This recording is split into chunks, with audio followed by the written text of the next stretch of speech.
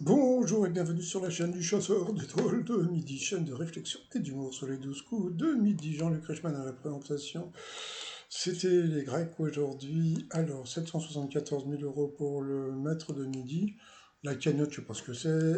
Bon voilà, appelez quand il sera éliminé. Donc, c'est pas la peine d'appeler tout de suite. Au coup d'envoi la première question. Quel plat cru à couvercle est spécialement utilisé pour servir le potage?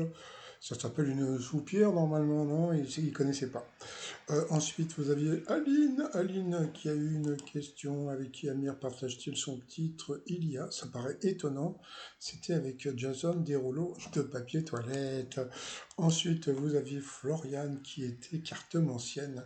Alors Floriane, si vous regardez ma vidéo, dites-moi si Emilien va être éliminé rapidement ou pas. Faut tirer parce qu'elle tire les cartes. Donc bon, elle était avec une amie.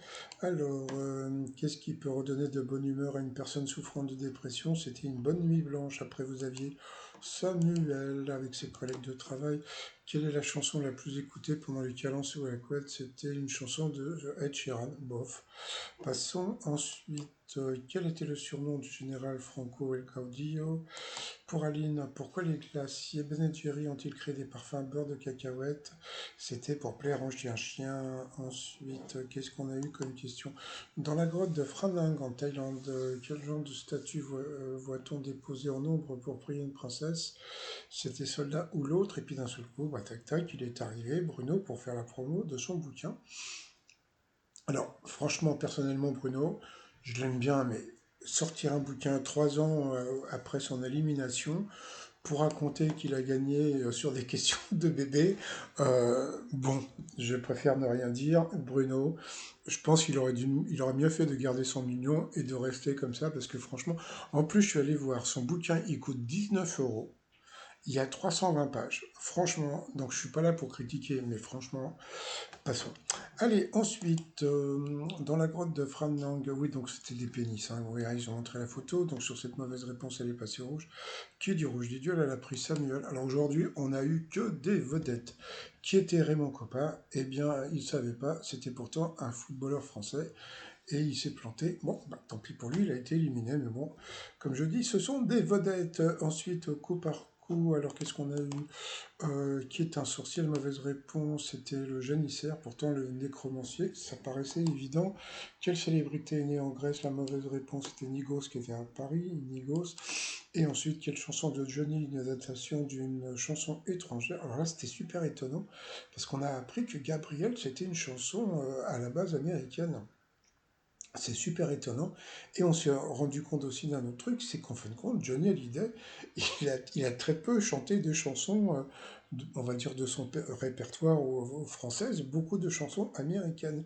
Donc la mauvaise réponse était L'Envie, qui était une chanson de Goldman. Donc sur cette mauvaise réponse, elle est passée au rouge. Qui dit rouge dit duel, elle a pris Aline en duel, qui est tombée sur une question assez simple. Qui est né en Belgique et présente la nouvelle star avant de faire carrière au cinéma? Il y avait une évidence, elle est partie sur Alexandra Sublet. Alors déjà Alexandra Sublet, moi je l'ai jamais vue au cinéma. Ça m'étonnerait qu'elle soit née en Belgique. C'était l'évidence, c'était Virginie Efira. Mais comme je dis aujourd'hui, nous avons eu des vedettes. Donc ensuite ils ont balancé la pub. Allez, comme dans l'Étoile mystérieuse, c'est un acteur de Pirates des Caraïbes, le t-shirt Vigie Pirates des Caraïbes. Voilà, sur le site tromignon.com. Et nous on revient pour le coup fatal. Allez, alors, coup fatal, à quel groupe de R&B doit-on les titres Prenons, bébé, prenons notre temps. Donc c'était, je sais plus, Poetic Lover, à quel groupe de... non, ça j'ai déjà eu. Quel acteur se cache sous le trait d'Elephant Man, oui, dans le film de David Lynch. Alors franchement, bravo à Emilia, parce que bon, c'est quand même un très vieux film, c'était John Hurt. Ensuite, quand on promet des choses extraordinaires à quelqu'un, on lui promet monts et merveilles. Quel groupe national de foot a remporté 3 fois la Coupe du Monde, ni plus ni moins? C'était l'Argentine, bravo à lui.